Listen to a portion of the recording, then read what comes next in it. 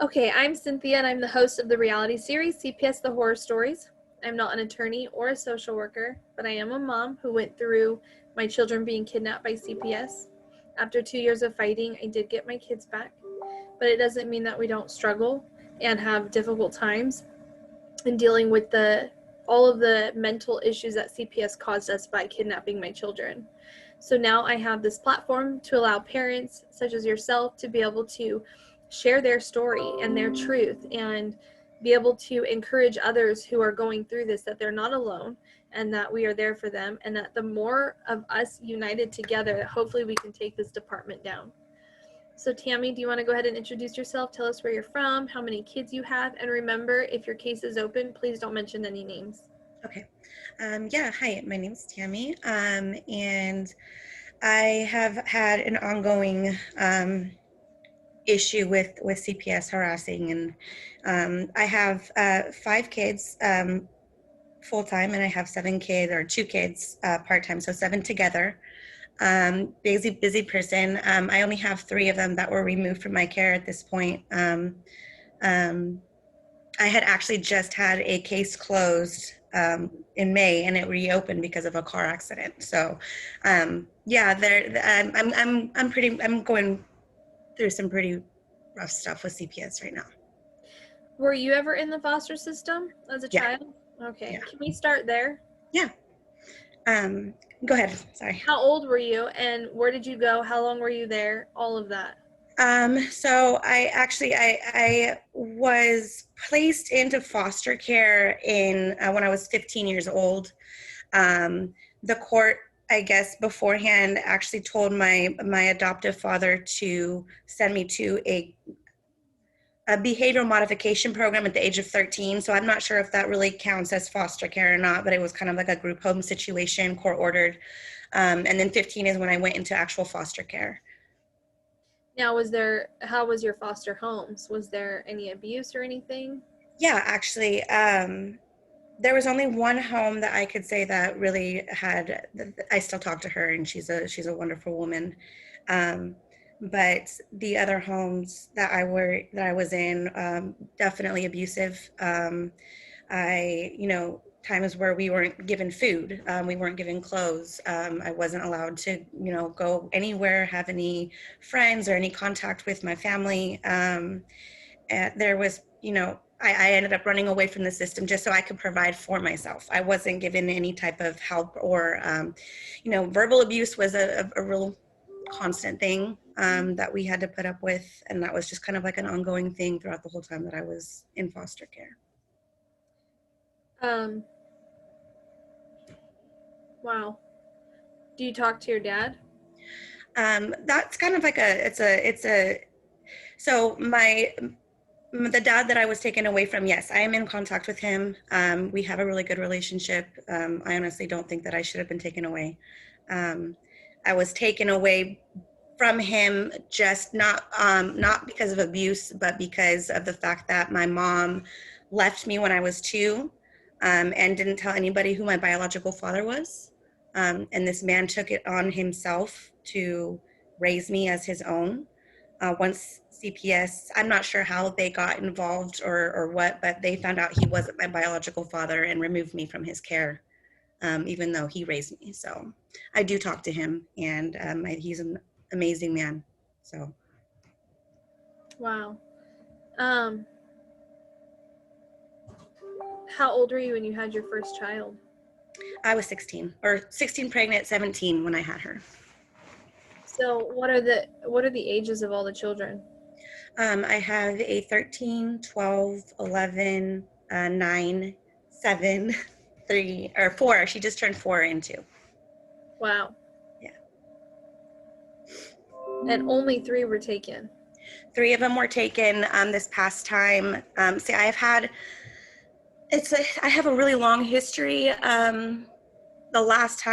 This past time that they took the kids away from me was my 3 youngest. The 2 other ones that were with me in the car accident were taken by their biological father. And he's actually one of the main reasons why they were removed from my care this time around. He claimed I was drinking and driving. My My toxicology report came back negative. So the reason why they took the kids was because I was supposedly drinking and driving, and now they're trying to tell me that it was because some other reason they found once I proved that that was false. So my 2 middle children are with their dad, and the 3 little ones are in foster care right now.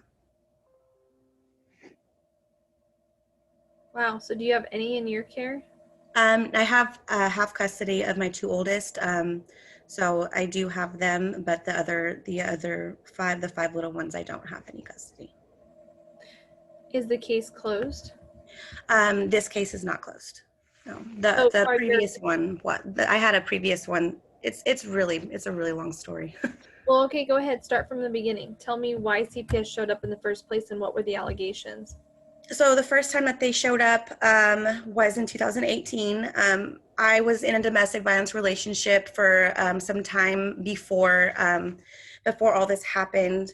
In 2018, I got away from my abuser when it was around April. He went to jail. I lost my place. I lost everything. My daughter was born premature, so it was really hard for me to really do anything. My daughter ended up having what I thought was a seizure. And so I brought her in. She was about 2-3 months. I brought her into the hospital. And I asked the doctor, I told him, I suffered abuse while I was pregnant. Could that have anything to do? The doctor reassured me that that wasn't the case, that wouldn't have any effect on, whether or not the baby, it was most likely because she was premature. But the doctor, I guess because he's a mandated reporter, called CPS and let them know that I was abused while I was pregnant. And that's how CPS got involved the first time.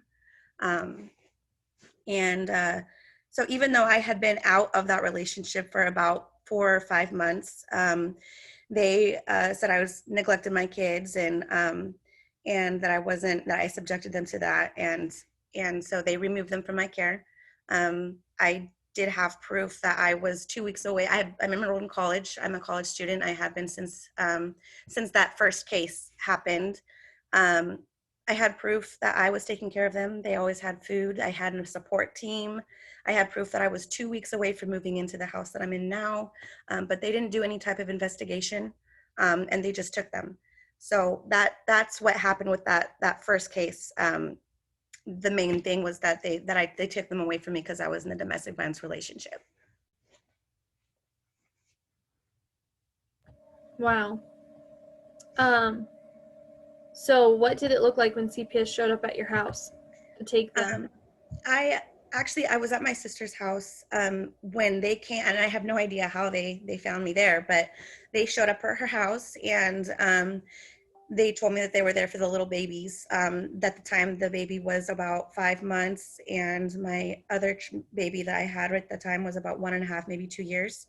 And they told me that my 3 older ones had already been removed from care at the school. They picked them up. I wasn't given any notification.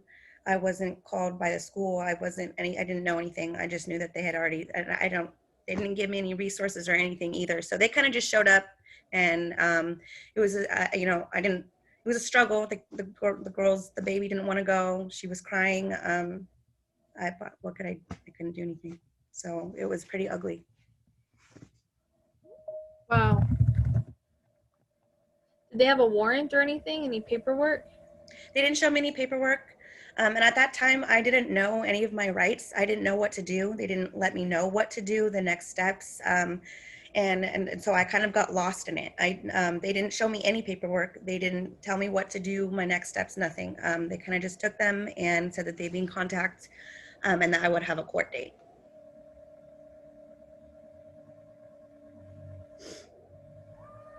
And did you go to court? What happened at court? So I did go to court, and they basically it stuck. CPS, what they said was I was involved in domestic violence, and it was a really bad domestic violence relationship. I won't deny that. At the time, I just found my biological family, my biological father and his family. So that is now a support that I have that I didn't then. But I feel like I feel like that they kind of knew that. I told you, this is the same county that I was in foster care, so they know me. They know my history. They know who I know and who I don't know, and I just feel like they knew that I didn't have that support. I didn't have I didn't have that knowledge. So when I showed up, they looked really ugly. They put it on the domestic violence, and it's not anything that I could deny. And at that time, just on my behalf, I tried to let the court know the reason why I didn't leave before that is because I didn't have anywhere to go. I had no family. I had no friends. I moved out of the city that I knew as home. And what was I supposed to do? The reason I didn't leave was because I didn't want CPS to get involved. Um, so Did you try to see? Did you try to see if they can place the kids with family or friends or something? at that time, I didn't have anybody. It was just me. So, and I didn't really have that. This time, I was in the hospital when they took them away. And they didn't ask me if there was anybody. And in the case report, I'm actually working on trying to build something against them. But in the case report, it stated that I had nobody to come pick them up. However, they never asked me. They never asked. And if, they're very familiar with me, so they know that from based on the last case, during last case is when I found my biological father, they should have known that there's somebody there. But I stated that I had no one to come pick them up. So they removed them from my care and put them in foster care, which is that wasn't true. I was never asked, or else I would have had family that could have taken them. Wow. I understand the feeling. I was in that same situation. Sorry, yeah, it sucks. Except for my kids did go to my parents, but it wasn't a good situation over there at all. Yeah. Sometimes it's like that. It's really, really, really not. It's a really, excuse my language, but fucked up situation. It's not. Yep. Yeah. Wow. So what's happened at court? Do you have a case plan or anything? Yeah, so this case is kind of playing into the last one that was closed. So last case that was closed, obviously the case was closed, so I did everything I was supposed to do to get them back. And I continued afterwards. I didn't just stop, so I continued going to therapy and doing what I needed to do to make sure that, I stayed on top of what I needed to. This time around, the plan is the same thing that I've been doing this whole time, which is what I'm hoping to bring up to the judge. I got I don't know. The case, I've done everything that they've asked me to do already. I've been doing it, and that's what I'm having a hard time with, is that they're telling me to jump through or to do certain things where I have proof that I've been doing it since the past, I don't even know how many years. And so I don't understand why, with everything that they're telling me to do, I have a checklist. And I know it's not about a checklist, but I've already been doing everything they've asked me to do. There is not anything else that I could do more, because I've already been doing it. So my next court date is in October, and I'm hoping it's the 3-month oral review. So they've been gone for about 5 months now. So the 3-month oral review is coming up, and that is when I'm going to be, I'm going to at least try and show them, I've been on top of all of this already. The reason why the car accident, my kids' dad was harassing me. I was involved in two domestic violence relationships before. This is why it's such a big thing with CPS, and it's the number one thing they like to throw at me. But he was harassing me the whole time before the car accident, and I have PTSD because of him. My partner at the time was trying to calm me down. I left in a hurry the next morning without anybody knowing, and I fell asleep at the wheel. And so that's that right there. My ex turned around and tried to say that I was drinking and driving, which obviously I proved that I wasn't. So now they're trying to flip it and say, well, hey, it's not about that, because that didn't happen, obviously.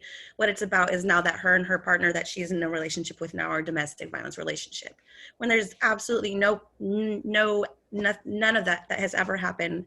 So I don't really understand what's going on. I don't understand how they could even have the kids right now. based on what they supposedly have. So I'm hoping that at the next court date, I have everything proven. I have all the records, everything, everything that they've asked me to do. I have proof that I've been doing it for a number of months, if not years. And I'm hoping that the judge will just see that and be like, well, but what are the odds of that really happening? You have a court-appointed attorney?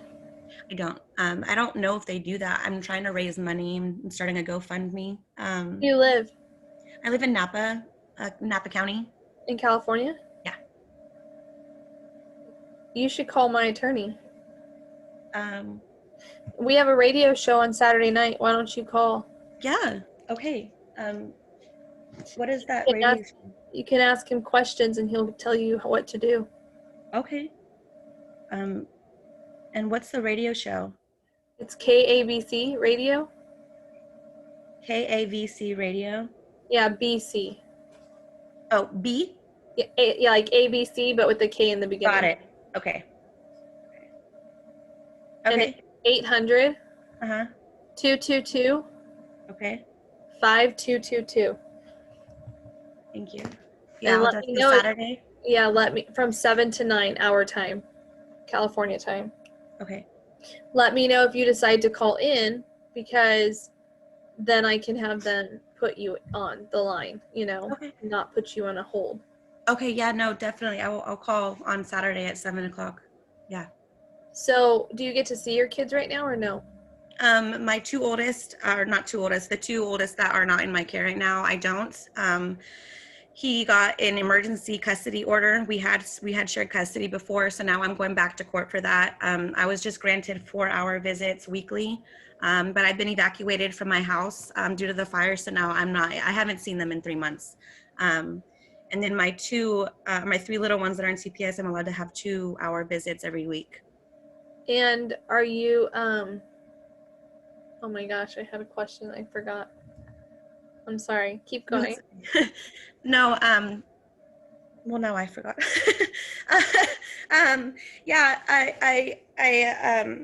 So the last case, did you get terminated parental rights? No. I got them back. Okay. I got them back. I did what I was supposed to do. So another thing about CPS too, it kind of played into what happened with this case. Is last case, my restraining order against my ex expired in 2018 when the CPS case was open. And this man I haven't had contact with in over 10 years. I was extreme abuse that I suffered. And they gave him, one of the things that I needed to do in order to get them back last time was create a safety plan for domestic violence. And it turns out this time around, they actually released that information to him. They gave him my safety plan, which has my emergency contact numbers. My emergency contact names, my escape routes, my everything. He has the entire safety plan. Last case, I told them I did not feel comfortable working with him. I didn't want to co-parent. I asked if they could at least help me renew my restraining order to be limited, at least, so that way if, he would have limits. He wouldn't be able to text me, harass me, call me, all this stuff. He shouldn't have that much, he shouldn't have that much access to me in my life. When I have the kids, it's my time. It's 50-50. That's how it should be. He shouldn't have that. He didn't want to help me. And now this has happened. And the only reason why I knew that he has the thing is because he actually submitted it into his, thank God for that, but he submitted it into his court, into his, I guess, claim against me or whatever you want to call it in family court for custody. So now CPS, they release confidential information about me, about my plan to him. And, that kind of plays into what happened this time around this man. I didn't want, they forced me to have contact with him. I expressed it. I let them know, and they still forced me to, and go ahead. So I feel like had they done something, or had they at least helped me with some sort of limited restraining something, that maybe this wouldn't have happened this time. And I just feel like there's a lot of things that CPS is that they're doing that they shouldn't be doing, that they're getting away with. And it's not just taking kids away without cause, or it's not just about that. But when they do have, even if it is a legit case, that they release confidential information regarding, I mean, how am I supposed to keep the kids safe, you know, on CPS's terms, when they're the ones that are jeopardizing, they're jeopardizing our safety. Yeah, they do that. Yeah, and that's something else that that I'm really trying to, I'm really going after this time. I'm trying to figure out. I've done a whole bunch of research. I have a whole bunch of a whole bunch of proof that I have to show that what CPS is doing, and that it's not even legal. My main concern, of course, is getting my kids back. That I don't have any doubt that I'm going to get them back, because I'm a good mom, and I have that support team, and I know what I need to do. But it's hard when CPS makes it's like they're setting people up for failure. Be safe, make sure your kids are safe, but here, I'm going to give your abuser your safety plan, so you're not safe, and then we're going to take your kids away again because you're not safe. Like, I don't know. My main concern, of course, is getting my kids, but at the same time, I feel like CPS needs to be held accountable for the things that they're doing, not just to me, but to everybody else that they're doing this to. I have friends that have gone through stuff like this too, and they just get away with it, and I don't know. Something needs to happen. Something needs to be done. Man, you've been through the ringer. Yeah, but it makes you stronger. I'm over it. I kind of just don't, I'd rather just, live my life with my kids peacefully, and that's all I want. When's your next court hearing? October, I believe 16th, or somewhere around that time. I don't have it right in front of me, but what's supposed to happen on that day? That's a 3-month oral review. So they're not doing any, it's really, on their part, it's really just to go over what I've done and what I need to do and how well I'm doing. But I'm trying to make it into, I've already done everything I need to do. There's no reason why these kids should be out of my care. And I'm trying to get them back. They said it's a possibility, but honestly, I don't believe anything that CPS says at all. But and they're back in foster care, right? They are in foster care, yeah. Are they separated? The 3 little ones are together, thank goodness. They were all separated last time, though. So that made things really, really difficult. Yeah. They've been through a lot. These kids have been through a lot, not just from what we've been through together as a family, but they've been put through a lot because of CPS. And I know that they're suffering.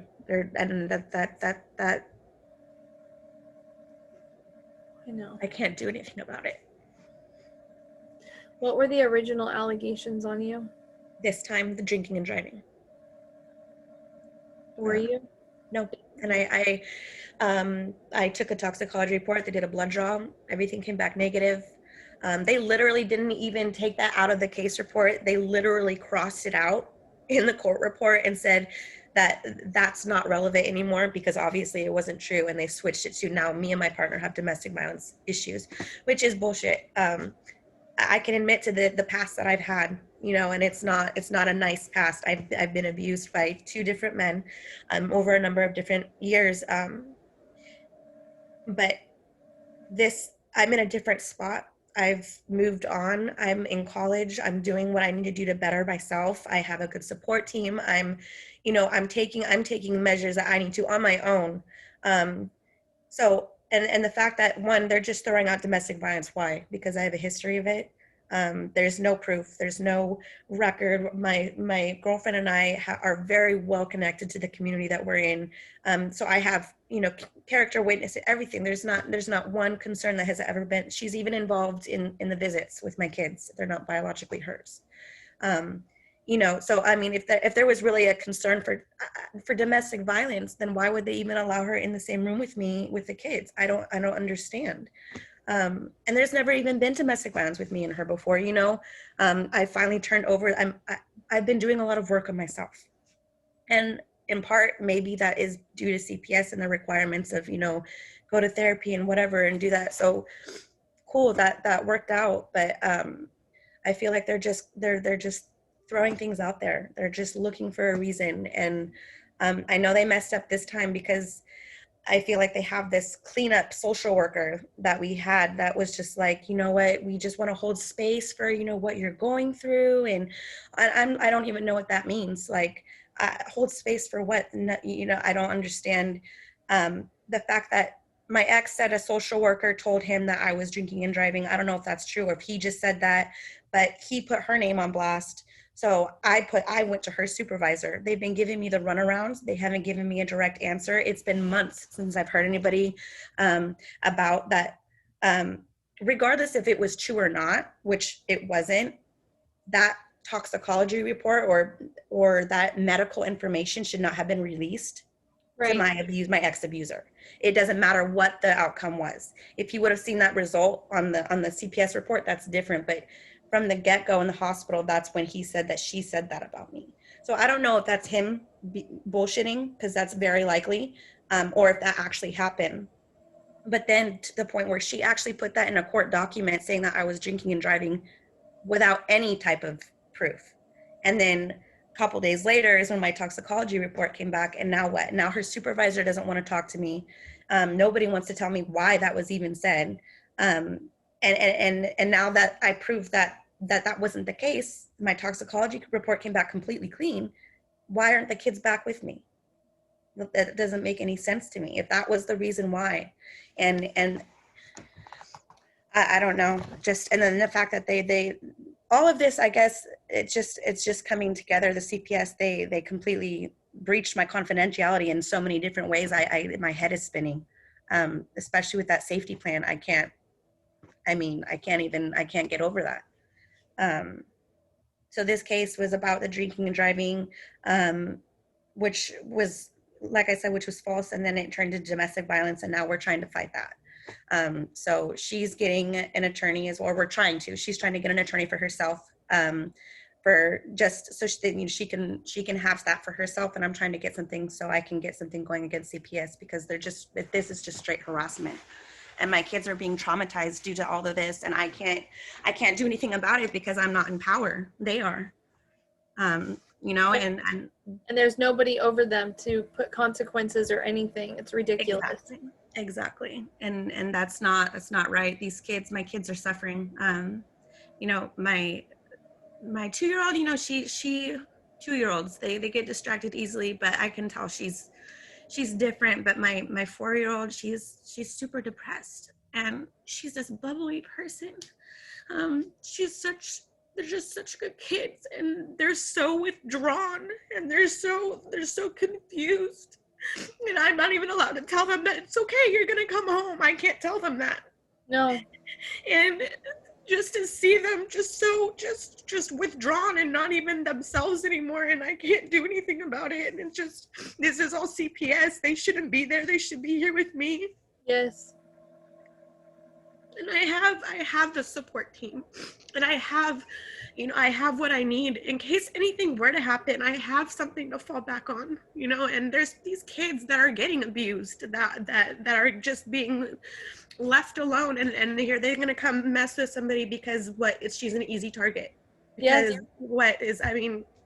because they want the control and they get to have it over us. Yeah, and it's not right. No. The kids are suffering. I mean, shit, I can deal with pain, but the fact that my kids are hurting because of this, and, you know, it kind of just puts it back on me too. The kids are just like, you know, Mom, why can't we go home? What's going on? I know, and it's the worst thing when you know they're crying out for you and you can't do anything about it. Yeah, that's the worst. And then going to a visit and they're screaming for you as you have to walk away, and you're forced to walk away. You can't even turn around and grab them. Yeah, I know. It's like a daily, it's an every visit thing. It doesn't ever get easier. And no, it doesn't. It was like that. It gets worse. Yeah, it does. And it's been getting worse. And that's why I'm trying. I'm really trying. Last time I didn't know my rights. last time I didn't know what to do. I might not know exactly what to do right now this time, but I know more than I did last time. And I'm not going to just let them walk all over me. Last time, that's what they did. They knew I didn't know what to do. They knew that I was an easy target. And that's what they did. And, you know, I just, I can't get over the fact that these people are allowed to do stuff like this. They have that power to just rip families apart like that. They're just wasting time on people like us, and they could be going and actually saving a kid's life. It doesn't make any sense to me.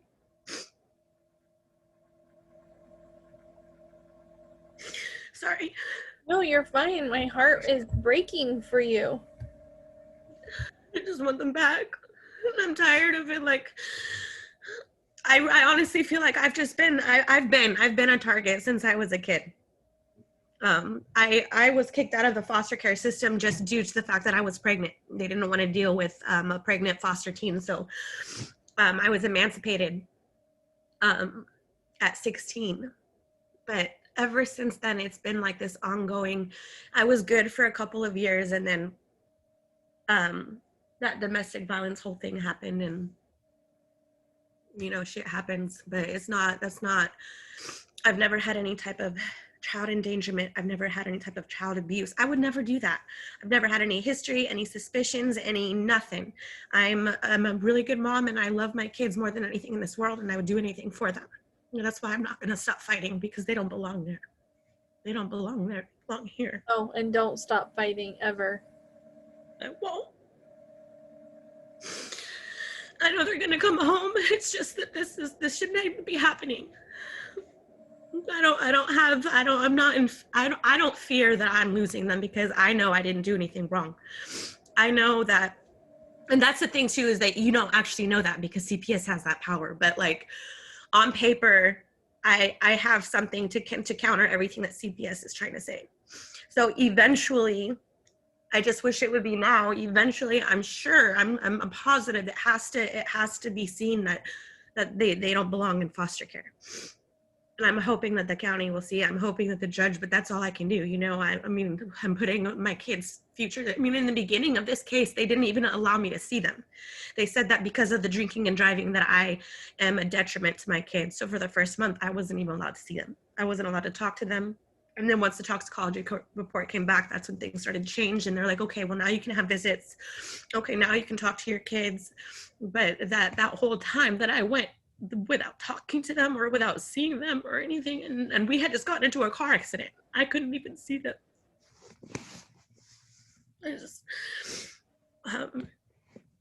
So yeah, my next court date's in October, and I'm hoping that the judge will hear me out and give me the kids back. But if not, I just gotta keep working. I want you to call in on the radio show. Because I'm telling you right now, he'll be able to at least give you some kind of direction. You know what I mean? Yeah, I've been looking everywhere trying to find someone. And since you're in California, and I don't know what, you know, you're able to afford, but it's worth a shot to talk to him on the radio and see at least what he says. Yeah, definitely. I'm definitely going to be doing that. I'll call first thing 7:00 on Saturday. Yep. I'm starting a GoFundMe. I don't have it. I'm a full-time student. I don't have any money on me at all. So, but anything that I can do to kind of just, I've been calling around for consultations and whatnot, or even just some sort of just getting advice wherever I can here and there. Just to kind of like better build something for myself, just in case I'm not able to get an attorney. I've been doing some research and stuff online. That's how I found you guys, or found you. Excuse me, I'm just gonna go get a tissue really quick. Yeah. Sorry.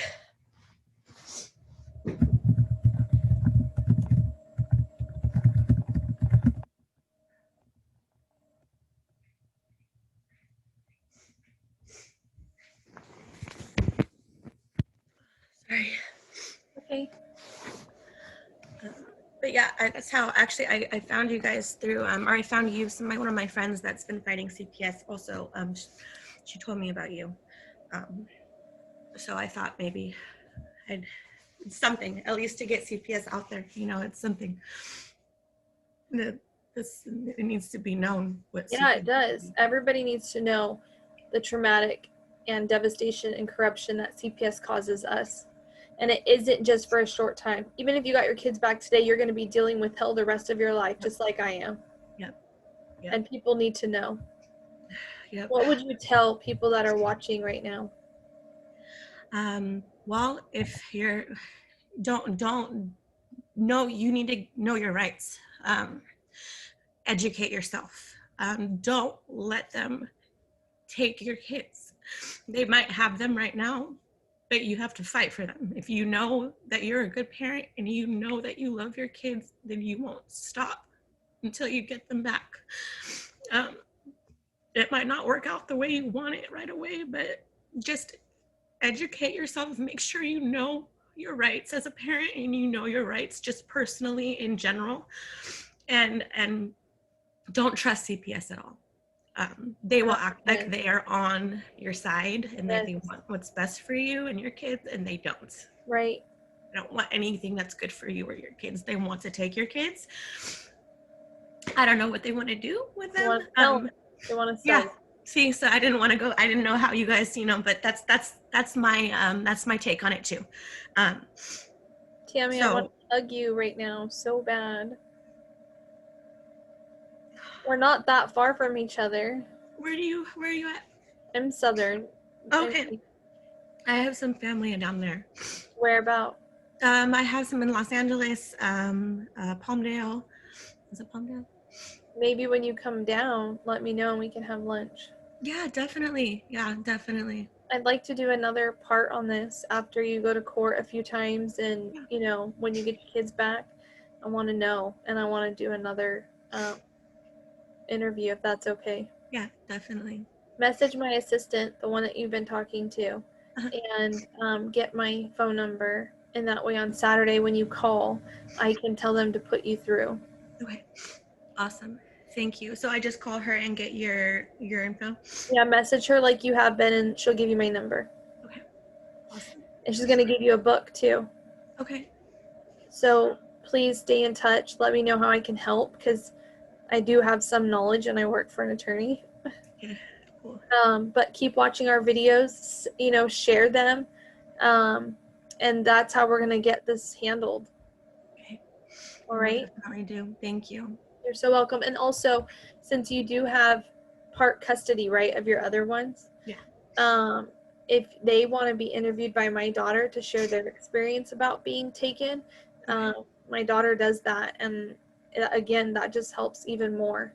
Yeah. Okay. So let us know if that's something that you'd be interested in doing. Definitely. Thank you. I appreciate it. All right. Well, I hope you have an amazing day, and I will talk to you soon. You too. Thank you. Have a good day. Thanks for your time. Of course. Bye-bye. Bye.